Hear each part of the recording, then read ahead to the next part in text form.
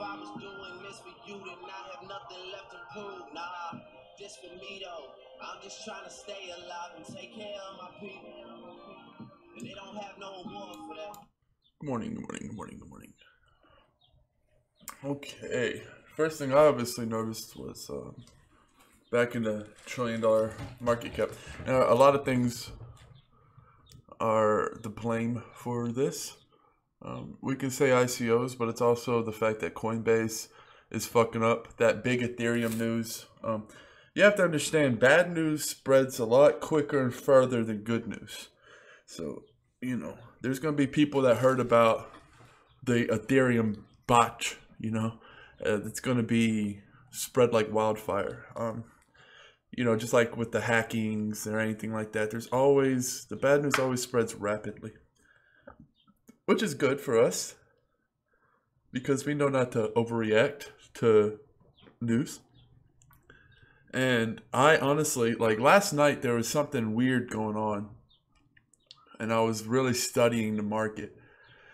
And before I went to bed, I started to notice the recovery. As you can see, Ethereum starting to approach the trillion. And this thing with EOS, what's happening, I actually think is good for the coin economy, because of the craziness that's going on. Like, people are, you know, sketched now of what's going on with EOS. Like I said, nothing to be worried about in terms of anyone screwing you over. It's just the fact that how it's being handled. It's just so damn confusing. They're trying to make it so damn fair, right? They're trying to, the EOS team's trying to make it so fair that it's making it awkward. So, man, look at that Ethereum Classic 24-hour volume. That is quite sexy. Although I've never owned an Ethereum Classic in my entire life, and I don't think I ever will. Nothing against Ethereum Classic. I don't know, I have Ethereum. All right. Yeah, I saw this happening last night. I saw the dump, and it was a dump. It was nothing but a dump, because I was seeing like 10, 20 Bitcoin worth just being pushed down people's throat. So you can't really call it a pump and dump, obviously, but it was definitely pumped and then dumped. But it's it didn't break the coin, obviously. Wow, look at that 24-hour volume. I don't understand it. Can somebody please help me out? Like, how do these new coins like IOTA and Numeria, we'll call it MER for my inability to pronounce these long coin names. The point is, where do they fucking come from? How the fuck do you have $31 million in 24-hour volumes? And it was higher, a lot higher last night. How do you get that when you just come out? I don't understand it. Not a lot of people have heard of this coin. I, didn't find any YouTube videos. I saw it the night before it blew up. I joined the Slack. I did everything. And the only problem I had with it was it just goes against my investment strategy. I don't like investing in the only type of thing I will invest in, I invested in CryptoPing. And really, the only reason I invested in CryptoPing was because of the fact that they're going to be burning the subscription. I thought there was a chance I'd get away with them not meeting it not meeting the guarantee and then burning some coins off the bat. But it sold out. Not a big deal. But they're going to be burning 75% of the subscription fee. So you pay a subscription fee to get access to the bot. They're going to be burning 75% of that, and you can only pay in ping. So the thing is, a lot of them are going to be burnt. And what I'm going to be doing, instead of just taking my stash and wasting it on sub fees, I'm going to be spending it on sub fees and then buying it back from the exchange each time I do that. And the reason for that is it's going to gradually rise in price as the supply is lowered. And the supply, I think the supply, after the 75%, for a year after that, they're going to burn 25%. So the supply is meant to be really low on ping, and ping is obviously meant to be a high dollar token. That's what it's meant to be, because they're not going to have that many in circulation. They're going to be burning 75% of the people who pay in ping. It's not that much, it's not that much a month, but if you get a lot of people doing it, it's going to turn out to make a nice little dent. And that's one of the reasons. But when it comes to, get back to my point, when it comes to investing in things like that manage hedge funds and make it easier to invest, or investment platforms and things like that, I just believe that those are so niche. Yeah, there's a lot of money in it because there's not that many people trading, right? But the people that do trade, they usually trade a lot of money. And I'm just thinking that there's going to be a lot of competition for that. The reason I invest in out of the box things like, no limit coin, or voxels, or things of, just things that are out of the ordinary, is because I would think in the age of cryptocurrency, right? You have cryptocurrency. What's the crowd? Usually a bunch. At first, it came the nerds, the computer scientists, all those people, and now the common people are starting to get in. The hustlers, the entrepreneurs, yada yada yada. Now you're starting to get like, the brothers and the sisters, the randoms that are starting to enter.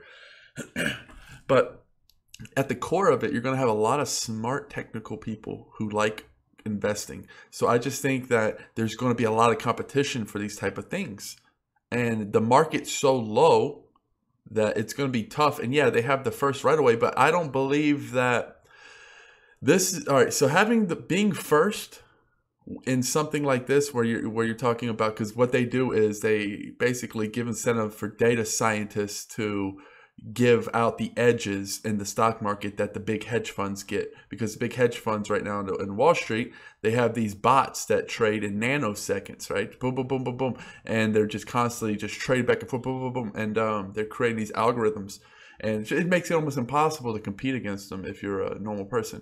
Well, this is going to level the playing field by giving that kind of data and power to more people, and still you don't have to be, a hedge fund manager. So basically, you're going to be able to get the same edge that Wall Street gets when it comes to the data analysis, and that's really cool. I think that's going to be cool, but I don't think it's not going to take much.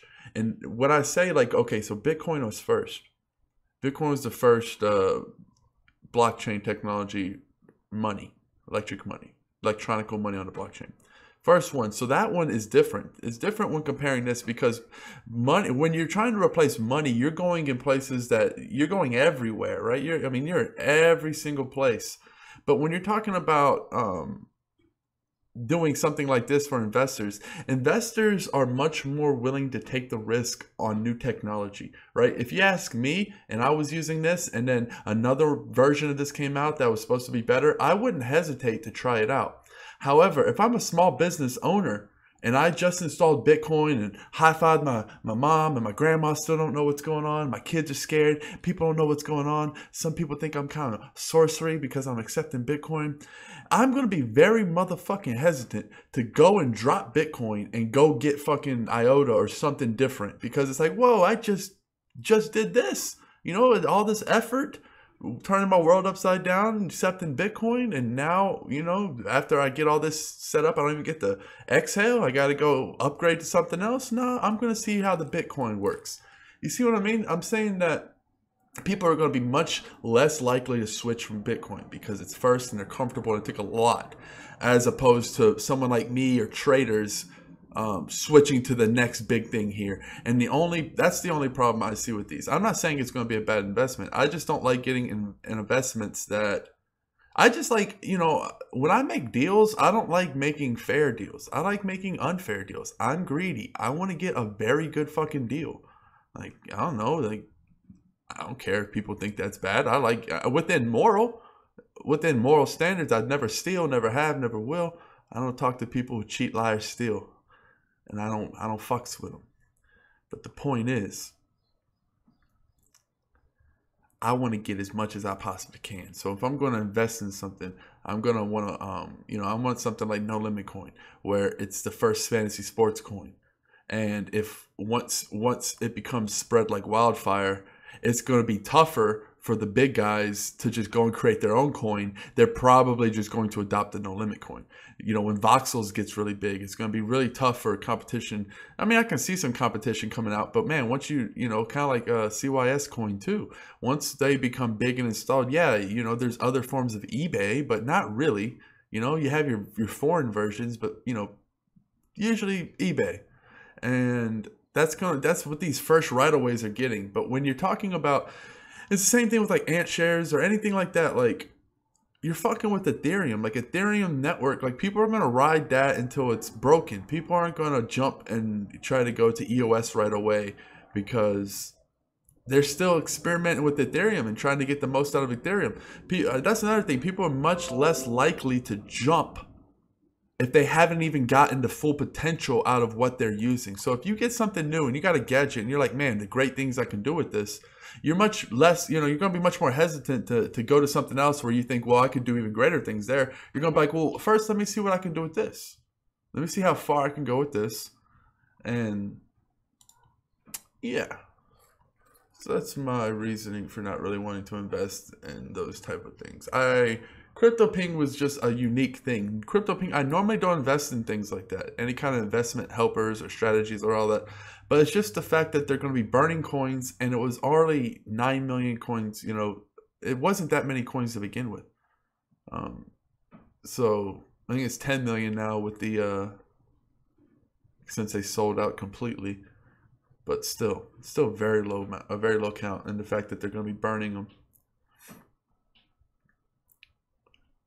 And I feel like there's some kind of, I think there's going to be a sort of a boom coming up pretty soon. I think people are going to get tired of the ICOs. I think EOS is going to make people jaded with the ICOs. I think that's really going to hurt the ICO scene. What's happening with EOS, and the fact that people are starting to wise up and they realize, yeah, I can buy it. You know, I bought StorageX coin. I got my coin. I bought it a month and a half ago. Bought it for 50 cents.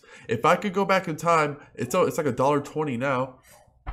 If I can go back in time and get my money back and not do that, I would, because it's not worth it. Because, I mean, it may sound crazy, but 100% gain in 1 month is not that much to me. I can do that very easily. And you give me a whole month and I should be able to, you know, get into the thousands when you're talking about what I do with my money.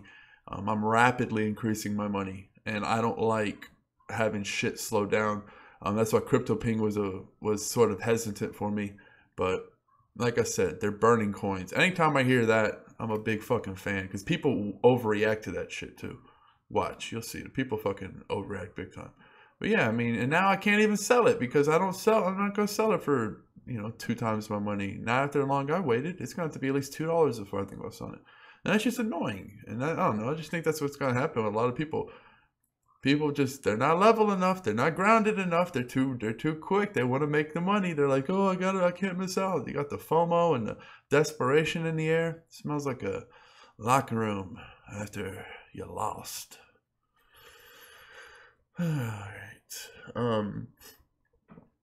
Yeah, I basically see, as we can see, the greens creeping up. You know, it's very easy to check out what's going to happen, because you can check out the tops. What's going on up top?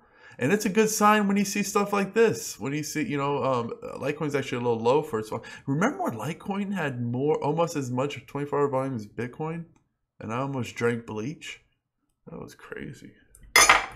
I probably would have drank bleach if Litecoin was 24-hour volume was more than Bitcoin. It would have been that loony. You can see almost a Batman head, but that's not a Batman head. So that's a good sign, because Batman heads are usually indicators of big crocodile teeth. But when you go right here and it goes up and it doesn't even, you know, it doesn't have enough to form that Batman head, that's a good sign. And then you go down and then you see it already bouncing back up. So I think Bitcoin is going to bounce back pretty soon. I think the India news, all this news, Forbes talking about it, all this is going to, you know, really help. And I think the altcoins are going to see a boom. Too many ICOs, and there's too many established coins now. The established coins have weathered the storm, so to speak. You know, they really got rained on. All of these coins got rained on. So like I said, this is going to be showing the true nature of the coin's value. So if you had a coin and it fell off the face of the earth, you know, back to nothing, then, you know, your coin wasn't worthy. But for all the ones that, you know, took a hit in the face and stood their ground, because a lot of these coins went down tremendously. I mean, Stellar Lumens took a fuck. Stellar Lumens and Ripple seem to take the biggest beatings during these cold times. They're like coin winters. And that's the thing, like, don't let anyone try to fucking tell you they can predict shit. Can't nobody predict nothing. Nobody knows what the fuck's gonna happen. How do you know what some fucking 16-year-old super nerd is creating in his fucking basement right now that's gonna blow EOS, Bitcoin, Ethereum out the fucking face of the earth, and they're gonna drop it tomorrow? You have no clue, so stop acting like you fucking know what's gonna happen. No one knows. You know, Bitcoin 2.0 could be invented tomorrow, and it's so good it doesn't matter that Bitcoin was the right of way, because this one's just fucking gonna drop. You just don't know what's happening behind the scenes and all of the computers and all of the world, because there's so many new ideas. There's so much cool shit going on. You know, when Bitcoin first came out, nobody knew what the fuck Ethereum was. It wasn't invented yet. How would you know? So I'm just saying, like, you know, be very wary when people are overly confident on what's going to happen tomorrow, and be up on people who are just being motherfucking real with you. And, you know, that's why I don't give advice. I just take my risk and my strategy. But you see, I take educated, you know, my risks are very educated. I fucking put as much of it as I can before I pull the trigger. And a lot of this is just secondhand nature to me. So, you know, a lot of it I can't even put into words. I can look at a coin and be like, nah. And my friend will be like, well, why not? And it could be the opposite. I'll be like, yep, that's the one. And be like, what? What are you talking about? That's just how I am. I can't explain it. I can't. There's some shit you just can't put into words. It's like asking Troy Aikman how he motherfucking throw a football. He'd be like, I practice real hard. Be like, well, I practice real hard, Troy.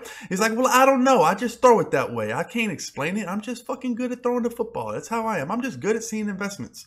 I've been doing this since I was 5 years old. I've been taking stuff with no value, perceivingly, I can't say that word, perceivingly low value, and taking it up to the tippy tops, because I don't know, it's just my skill.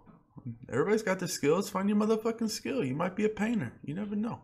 I'm good at this stuff. Finding investments. Same thing that made me a good poker player. All right. So there's been a lot of good deals, basically. If you're on Steam and you want to join the guild, why did that happen? Why did that happen, Dan? That wasn't very cool. If you want to join this future Steemit guild, holla at your boy. Enter the room. Just do this shit once. You only gotta do it once. I know it's some bullshit. I know you gotta go do some shit that you ain't never done before, and it's some bullshit, but you only gotta do it once, and then you're gonna be in the guild, and you're gonna be getting upvotes on all your Steemit posts every time you post them. So that's amazing. Get into the No Limit Slack. We got the design contest that ends tomorrow, 5 p.m. Pacific time. So, you know, we're already getting some good stuff. Go ahead. If you want the 28,500 No Limit coins, get in here, show what you're about. The website's about to be remade completely, 100%. All of this, remember it, because it's gone. Everything's about to be upgraded. Yeah, I took all of my lures off of Bittrex. I was saying that last night in my video. I was saying take all the lures off, because just in case the floor fell and we experienced some kind of deep crash, but that didn't happen. I wouldn't have hit any of my lures anyway, because nothing really went down that much anyway. Because that's the thing.